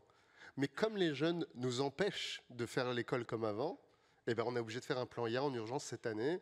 Et tous les profs vont être formés à distance, en self-service, là, aujourd'hui, à partir de maintenant. Ils auront tous accès à un abonnement Le Chat Mistral. Mais pas de formation physique. Pour faire une formation physique de tous les profs de France, c'est 3 ans. Et il faut voter un budget, il faut libérer des heures dans l'agenda. Donc ça veut dire qu'il faut recruter des nouveaux profs pour pouvoir libérer les heures qui ont été faites sur ces profs-là. Donc heureusement, parfois, les élèves nous obligent à changer la façon de faire. Et donc, une des leçons de comment on peut faire pour aller plus vite, moi, je dirais, il faut arriver. C'est la stratégie France Connect. On arrive par le dessus et par le dessous avec un outil qui vient se mettre au service des autres sans les remplacer. Et en fait, France Connect, la façon pour laquelle tous les Français se sont mis à l'utiliser malgré eux, et que toutes les administrations étaient obligées de l'accepter malgré elles aussi, c'est qu'il ne venait pas remplacer ce qu'ils faisaient. La sécurité sociale avait son super connecteur. On lui a juste dit, il est génial ton connecteur, tu mets juste France Connect en dessous et tu laisses rentrer les citoyens avec. L'administration fiscale dont je vous ai parlé, ils ont le site préféré des Français. C'est quand même bizarre, mais tout le monde est dans le site des impôts. C'est objectivement le meilleur. On a le plus beau site des impôts du monde. Il est efficace. Si vous posez une question, il y a une réponse en 48 heures. S'il y a un bug sur un de vos trucs, vous le signalez, vous avez une réponse qui vous est faite. Vous voulez poser une question fiscale, vous avez une réponse du fiscaliste public qui vous est dans l'interface. Vraiment, c'est formidable. Et il dit, et en plus, il te montre le score. Il dit, regarde, j'ai le meilleur score. Pourquoi est-ce que tu veux que je change? Ne change pas, rajoute ce bouton. Et donc, une fois que ce bouton est partout, bah, tout le monde veut l'utiliser. Et là, on peut aller plus loin sur le sujet. Tout à l'heure, on parlait il y a eu une enquête sénatoriale sur le Health Data Hub. On a lancé en 2018 le meilleur système pour tirer de la valeur sur toutes les données de santé du pays. Bon, ben, on est en 2025, aucun des hôpitaux du pays n'a mis une seule donnée dedans. Personne ne veut mettre ces données dedans. Parce que on est arrivé, je prends un peu ma part, hein, on n'est pas arrivé en disant regarde c'est facultatif, regarde c'est génial, tu vas tirer de la valeur et on va tout partager à la fin. On a dit c'est ici, tu mets, sinon tu vas voir. Et ben tous les hôpitaux disent on va voir. Et on n'a toujours pas de données dedans. Et alors ça a donné une enquête sénatoriale un peu désagréable parce qu'il se trouve que le appel d'offres a finalement attribué ça à Azure. Donc on a dit mais c'est une catastrophe, on a mis des données de santé dans Azure. Mais la blague, c'était de rassurer tout le monde en disant mais vous inquiétez pas, il y a bien Azure, mais il n'y a pas de données dedans. Donc voilà la fin de l'histoire de ce sujet. Donc voilà, j'ai pas de réponse de combien ça aurait rapporté, mais dans les plans, on avait un plan France 2024 qui était un 2028, 2020, je sais plus comment il s'appelait. Si, c'était France 2028, on se donnait 10 ans. C'était 2018-2028, et c'était les 10 ans de la transformation. Et en un an, il y a eu les Gilets jaunes, et le plan a été enterré. La Commission nationale France 2028 a été enterrée, et on a arrêté ce plan. C'est aussi le réalisme politique que de ne pas pouvoir tout faire.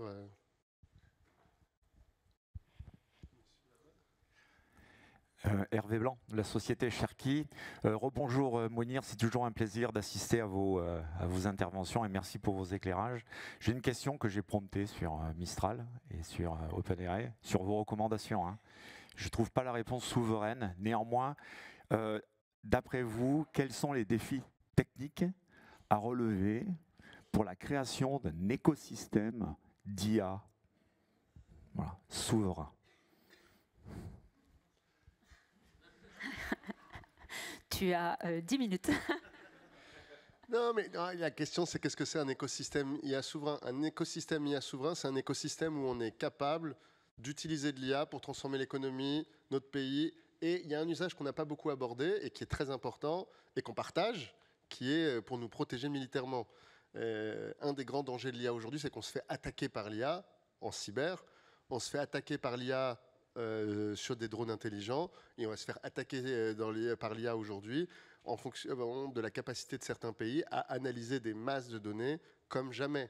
C'est-à-dire que là, aujourd'hui, et la France est très bonne, et l'Europe est très bonne, et les Américains aussi, mais les Russes sont aussi excellents, et les Chinois sont formidables.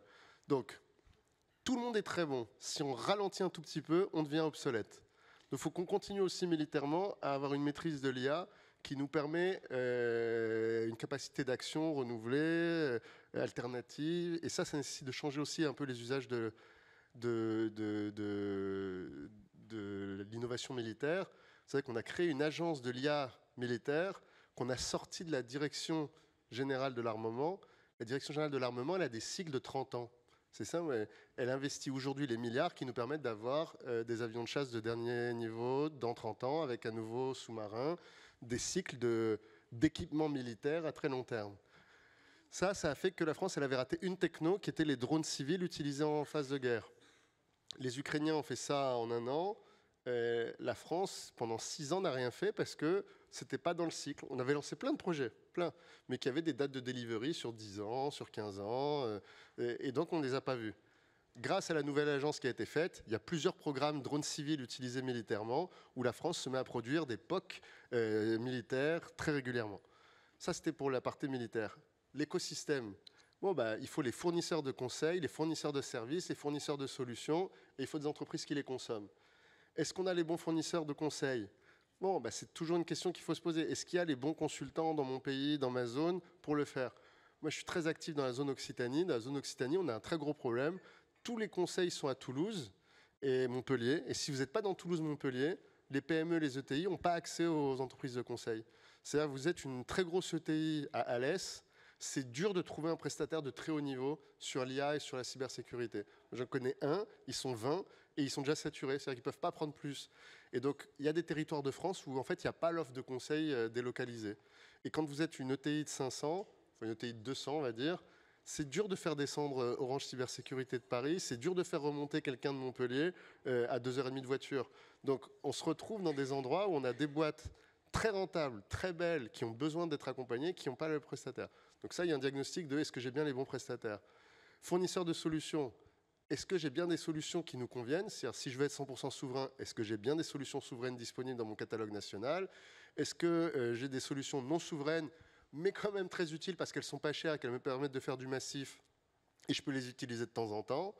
Est-ce que j'ai ensuite l'accès au hardware et l'accès aux équipements? Ça aussi, c'est une question qu'on peut poser. Tout à l'heure, des puces, mais c'est pareil pour certains serveurs et certains éléments. Donc l'écosystème, il faut attirer les bonnes personnes. Si on veut aller vers la maîtrise et l'expertise, c'est aussi un vœu que vous pourriez avoir, mais aujourd'hui, Monaco fait sa recherche avec la France, donc c'est un vœu qu'on doit avoir en commun. Il ne faut pas oublier la brique recherche.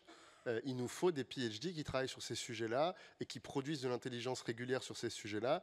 Et il faut que ces gens-là, on les utilise régulièrement dans nos écosystèmes économiques en les recrutant, en les payant. On a un très gros problème avec les PhD français qui font de l'IA, c'est que les doctorants d'IA français, c'est qu'ils sont recrutés très cher et ils partent très vite, très loin. Mais sinon, on leur payait des tests CIFRE, ils seraient contents de rester. Test CIFRE, c'est 3 500 € par mois. Et vous permettez à un chercheur de rester en France, de rester à Monaco et de produire de l'intelligence et d'avoir une vraie vie. Mais un chercheur en IA qui est payé par son université 1 900 € par mois, il ne faut pas s'étonner que dès la 3e année de recherche, il accepte le premier salaire qui lui est donné ailleurs. Voilà. Oui, bonjour Isabelle Galli, j'étais là en 2017. Je suis vice-présidente de Cluster IA, c'est une association qui regroupe une centaine d'entreprises dans l'IA azuréenne.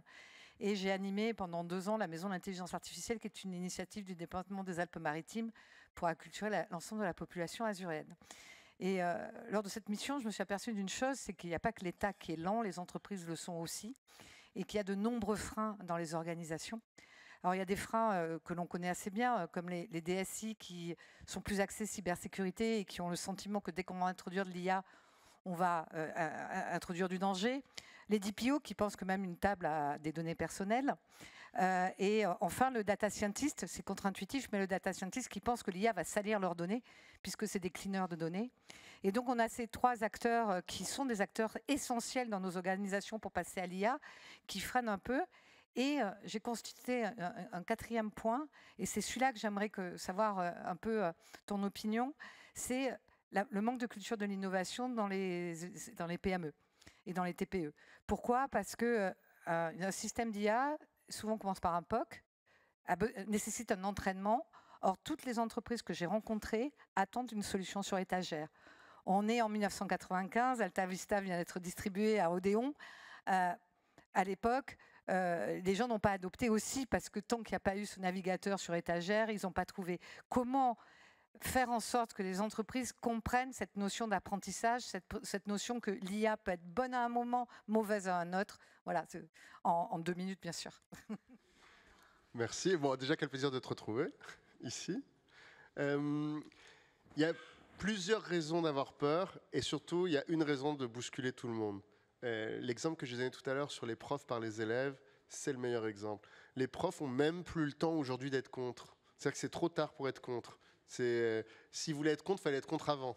Maintenant, c'est là. Donc, ils sont obligés de s'adapter, de changer leur mode d'enseignement et de le faire. Dans les entreprises, moi, j'ai vu 2 réactions sur PADIA.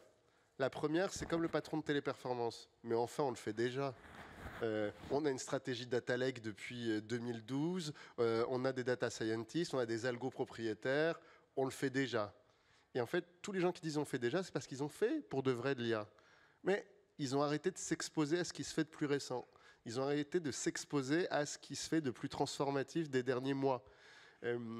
Si vous vous arrêtez à ce que vous avez vu l'IA il y a 2 ans, certains vont vous dire « Ah, j'ai vu les textes que fait ChatGPT, c'est pas GGN, ça dit toujours la même chose. » Bon, la vérité, c'est que ChatGPT 5, là, si vous utilisez la version pro et que vous lui donnez la moindre élément de tonalité, si vous lui dites « Écris-moi ça », en tenant compte du fait que moi, mon point de vue, c'est ça, vous avez un texte d'une qualité absolument parfaite que je mets au défi celui qui m'a dit on fait déjà ça, de me montrer qu'il est capable de faire ça aujourd'hui avec ce qu'il a. Donc ça, c'est une partie minoritaire. Et la partie majoritaire, c'est plutôt une espèce de peur-honte non exprimée du oh oui, mais non, enfin, on verra. Enfin, on va en parler avec nos fournisseurs. J'étais avec une entreprise qui fait du transport. Et elle dit, ah oui, non, mais nous, on adore l'IA, on n'attend qu'une chose, là, c'est que notre ERP transport nous mette l'outil d'optimisation des coûts. Ils nous ont dit que ça arrivait en 2026, c'est dans les nouvelles fonctionnalités. Et ils pensent que ça va venir de là. Sauf que je dis, mais tu ne crois pas que tout le monde chez toi déjà est en train d'utiliser l'IA générative sur tes emails? Si, on a vu, mais on a dit qu'on allait interdire. Et donc, j'ai tenté une discussion, parce que ce n'était pas une cliente, c'était plutôt une personne que j'ai rencontrée comme ça, et on a discuté. Et j'espère que je lui ai un peu fait changer d'avis sur ce sujet. Mais je suis d'accord avec toi, il y a un moment où on est un peu attiré, inquiet, suspect, et en fait, il faut qu'il y ait un moment de bascule. Et ce moment de bascule, quand on a la chance d'avoir des enfants ou des ados, eh ben, vous voulez être pris en pleine face normalement depuis 12 mois à la maison, donc vous savez qu'il se passe une transformation radicale. Ou alors vous avez des collaborateurs jeunes ou des collaborateurs moins jeunes mais très avancés et qui vous ont mis plein le visage aussi, et donc vous n'avez pas le choix, vous devez vous transformer.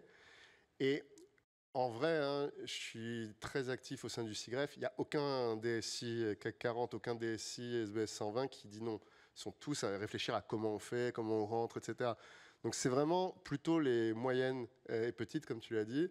Mais tu vois, si déjà toutes celles du haut ont progressé, tous ceux qui ont familialement avancé, je crois qu'on est au moment où ça va basculer. J'espère.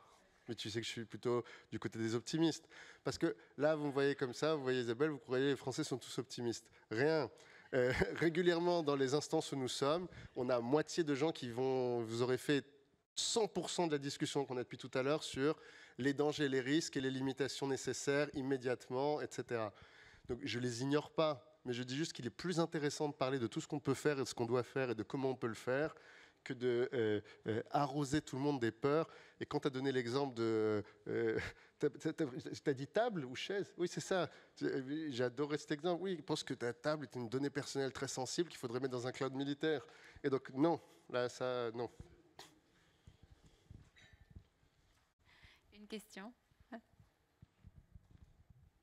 Encore une question. On a pris un petit peu plus de temps, on a encore un peu de temps? Oui. Très rapidement, Philippe Touron du Centre hospitalier Princesse Grasse, RSSI, donc le versant sombre de la force. Pas DPO, pas DPO. Donc, mais la table, il y a un nom dessus, hein, donc voilà. Alors une note positive, le plan c'était 2018-2028, il reste 3 ans, à la vitesse de l'IA, c'est faisable, donc on peut y croire. Et j'y retourne. Voilà. Il y a une place à prendre, je pense. L'accélération, comme tu disais, elle est fulgurante. La dépendance aussi. Et quel serait ton conseil pour justement amener la capacité à innover, mais en restant maître quelque part de cette dépendance-là, alors que ce soit la perte de connaissances, hein, pas sur l'instant, mais dans le temps, ou la dépendance au numérique en cas de numérique faillible. Voilà, quel est ton point de vue là-dessus pour justement ne pas freiner l'innovation et garder cette maîtrise-là? Un sujet technique qu'on n'a pas abordé, c'est l'architecture modulaire. Ce qui serait dangereux avec l'IA. Tout à l'heure, je vous ai dit, si vous n'avez pas le temps, si vous n'avez pas les moyens, prenez des abonnements Mistral, Le Chat, ou prenez un abonnement OpenAI, ChatGPT. Le danger pour une organisation de prendre un abonnement OpenAI, ChatGPT, l'historique de tous les prompts, il n'est pas chez vous, il est dans ChatGPT. Les réponses à tous les prompts, elle n'est pas chez vous, elle est dans ChatGPT. Les données que vous avez projetées, si vous ne faites pas l'effort de les stocker à chaque fois, elles sont dans ChatGPT. Donc vous ne pouvez plus quitter ChatGPT. Et le jour où les États-Unis disent on ferme ChatGPT, vous avez l'air pas mal. Hein. Et qu'est-ce que ça veut dire une architecture modulaire? Ça veut dire que si j'ai réfléchi à une IA professionnelle adaptée à mon entreprise, c'est dans mes outils à moi que je fais mes prompts, c'est dans mes outils à moi que j'injecte la donnée, c'est mon outil qui va lancer dans l'API à ChatGPT ou à Mistral le prompt, qui va récupérer la réponse et qui va me l'envoyer dans mes propres systèmes. Et le jour où j'ai plus envie d'utiliser ChatGPT, je change le modèle et on travaille avec un autre modèle. Mais tout ce qu'on a travaillé, l'historisation de tous nos prompts, elle est chez nous. Et ça peut s'appliquer. Je suis une entreprise de transport, je veux faire de l'optimisation de mes courses. Si c'est mon ERP qui envoie en direct dans ma solution propriétaire mon historique des courses, qui me propose des optimisations, mais que je ne peux pas récupérer moi mes tracés de course des 8 dernières années pour les injecter dans un nouveau logiciel, j'ai perdu. Je n'ai pas accumulé de l'intelligence, je n'ai pas accumulé de la donnée et je n'y vais pas. Architecture modulaire, tout le stockage de ces données-là sur ça, elle est historisée chez moi. J'utilise une fonctionnalité qui utilise ça, mais je pourrais utiliser une autre demain si je le souhaitais. Et ça, c'est vraiment le sujet de sortir des prisons dorées. Et on a un règlement européen qui arrive là, qui est l'aboutissement d'une négociation que j'ai lancée en 2017 et qui va vraiment mettre en place le Blue Button, qui est l'obligation pour tous les fournisseurs de cloud et solutions SaaS de protocole de compatibilité des données sur appui d'un seul bouton. C'est-à-dire que ce n'est pas juste oui, c'est compatible, c'est il faut que par secteur, pour chacun des types de logiciels et pour chacun des types de cloud, je puisse facilement récupérer l'intégralité de ce que j'ai collecté, que je puisse le réutiliser avec mon concurrent. Le secteur a tout fait, mais ça, je pense que j'ai jamais vu ça. Tout fait pour que tous les cycles de discussion mènent à l'échec. Et donc, en fait, à chaque fois, quand je dis le secteur, c'est toutes les entreprises représentatives. Ne sont pas venus, sont venus, se sont pas mis d'accord, on dit qu'il n'y avait pas besoin. On les a sortis de plusieurs directives parce qu'à chaque fois, sympathiquement, la commission fait « bon, c'est objectivement pas prêt, on repousse au prochain texte. Bon, c'est objectivement pas prêt, on repousse au prochain texte. C'est objectivement pas prêt, on mettra ça dans le prochain texte. » Et donc là, le Data Act, enfin, récupère ça et on pourra récupérer plus facilement. Après, il faut que ça soit opérant, hein, mais on pourra récupérer plus facilement ça. Mais ne créons pas une nouvelle prison dorée dans laquelle on fait tout, on met tout. Merci. Alors, on ne pourra pas prendre d'autres questions, mais Mounir va rester un petit... Ah, juste une dernière? D'accord. Une dernière question, s'il vous plaît. Bonjour, je m'appelle Fawaz Yekini. Je suis le CEO du French Digital Business. J'ai été lauréat French Tech Tremplin. Et en ce moment, on travaille sur un projet assez innovant, c'est-à-dire dans le domaine de l'industrie cinématographique. On développe des applications IA dans ce domaine-là, et on rencontre un problème. C'est-à-dire qu'on est à un niveau d'évolution dans notre produit qui fait qu'on est obligé de travailler avec des outils américains comme Runway, Kling AI, VO3. Et la question est la suivante. On arrive à un point où on arrive au point de non-retour niveau techno. Et pour l'instant, ce qui est proposé dans l'écosystème français en termes d'outils n'est pas adapté à ce qu'on fait, ou du moins l'évolution, elle n'est pas encore assez évoluée pour qu'on travaille avec. Et la peur, c'est de finir, c'est-à-dire c'est d'être conditionné à travailler avec ces outils américains pour qu'une fois qu'on a quand même envie de bosser avec une société française, parce qu'après tout, la souveraineté française, la French Tech, elle a fait de ma société ce qu'elle est aujourd'hui. Et moi, il est important pour moi que ce qu'on développera plus tard puisse bénéficier à la France et que notre pays, comme les États-Unis, ne prennent pas cette techno. Voilà, c'est ma question. Eh ben, merci, et tu as raison, tu as souligné un secteur. Tout à l'heure, on a dit, est-ce qu'on a bien accès à tout? On a des LLM, mais aujourd'hui, sur la génération d'images, et surtout d'images vidéo, et l'optimisation d'images vidéo, et l'optimisation additive d'images vidéo, il n'y a aucun modèle français ou européen, aucun. Et même moi, ma recommandation pour vous, pour continuer le développement, utilisez le nouveau modèle Google Banana, rajoutez du vidéo dans tous les sens. Ces modèles sont beaucoup plus en avance, et ce n'est pas un sujet sur lequel on a été historiquement excellent, sur le traitement vidéo et sur les IA visuels. Je ne connais pas de boîte française qui travaille là-dessus. Je ne connais pas de capacité européenne aujourd'hui sur le sujet. Donc non, c'est une vraie zone grise. Ce n'est pas un sujet dans lequel on a un écosystème suffisamment en bonne santé aujourd'hui pour avoir fait émerger des solutions. Et le niveau d'avance qu'on vient d'avoir aux États-Unis est intéressant. Après, il faut toujours diversifier son panier. Si vous voyez les derniers modèles vidéo chinois, c'est incroyable. Là, il y a un nouveau modèle qui est sorti la semaine dernière qui permet des choses. Moi, ça m'a autant impressionné que Banana, le mois précédent. Et c'est là où c'est formidable ce qu'on est en train de vivre en ce moment. Là, je vous parle de Banana comme si tout le monde connaissait. C'est le modèle sorti par Google il y a un mois. Le modèle chinois, il est sorti la semaine dernière. Je pense que d'ici 2 semaines, il y a un nouveau modèle qui va sortir quelque part, qui va remettre à plat les cartes de la qualité de ce qui est produit en vidéo. Et j'espère que d'ici là, il y aura un modèle français-européen qui va émerger, ou d'ailleurs. Mais il faut réussir à avoir un panier de modèles qui te laisse libre. Et surtout, je reviens à mon sujet d'architecture modulaire, que jamais ton architecture soit basée sur leur modèle, mais qu'elle les utilise de façon... Mais c'est ce que tu as raconté, donc c'est un conseil que je donne, mais c'est toi aussi qui l'as donné ce conseil. C'est que tu les utilises tous quand tu en as besoin, mais que ton architecture à toi, elle est à toi, et j'espère elle est hébergée en France et elle est structurée en France. Merci. Merci à toi. Merci.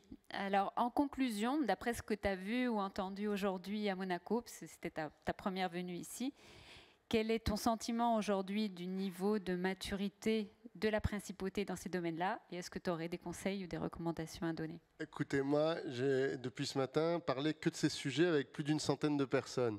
Donc, est-ce que j'ai l'impression que l'écosystème est prêt? Oui. Est-ce qu'il y a des offreurs? J'ai passé la matinée en bas, il n'y avait que des offreurs. Donc il y a du conseil à Monaco, il y a des offreurs de solutions. Il y a quand même des offreurs français pas trop mal, en partenariat avec des offreurs monégasques. Il y a beaucoup d'offreurs étrangers qui sont aussi présents, hein, dans des structurations internationales et avec des partenariats locaux. Ensuite, sur la prise de conscience publique, après, c'est le biais de discussion. Je n'ai discuté qu'avec des gens très intéressés par le sujet. Donc, j'ai vu que des administrations très engagées sur ces sujets-là. Et sur les entrepreneurs que j'ai pu rencontrer, j'ai vu que des entrepreneurs qui ont des projets de transformation.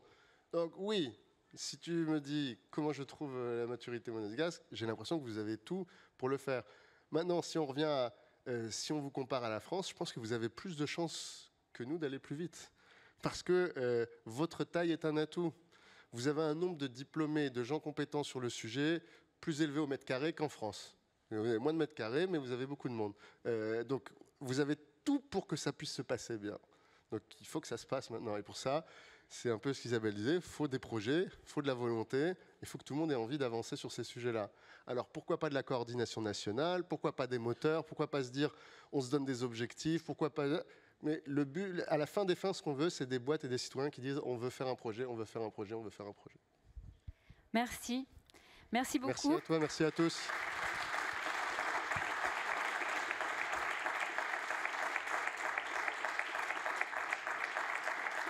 Donc, Mounir sera encore présent, je crois, un petit temps sur notre stand. Vous pouvez le rencontrer ou continuer à lui poser des questions. Il a encore plein de choses à dire. Et on va laisser la place aux conférenciers suivants. Merci à tous.